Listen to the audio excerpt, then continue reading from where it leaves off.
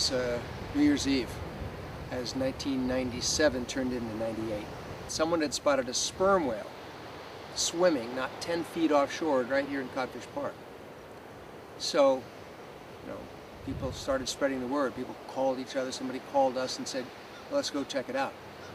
A bunch of us ran down to the beach. There it was, right there. I mean, this thing was so close that you had a feeling that you could just reach out and touch it. It was obviously hurt, and it was struggling.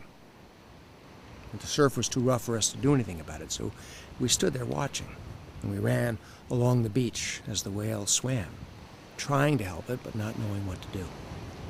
And we all felt connected to it, to this thing so primal and so wild. I mean, this was a sperm whale, and we all knew what that meant. Early the next morning, we went back down to the beach, hoping that the whale had gone off, but there it was.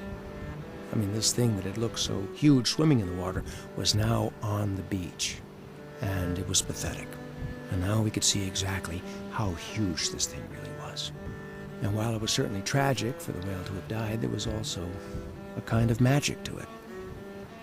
We all stood around it, and it was kind of like a wake.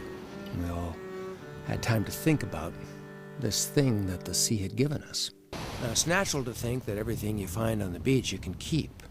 And there was this feeling that the whale had somehow been given to us.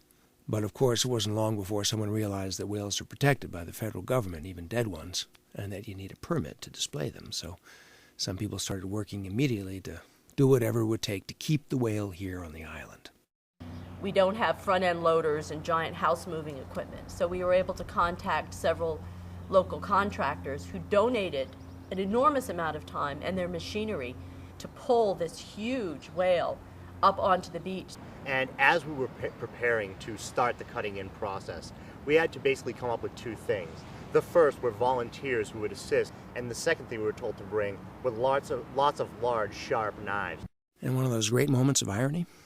The people cutting up the whale found that the tools that the whalers had used 2 centuries ago work better than today's tools.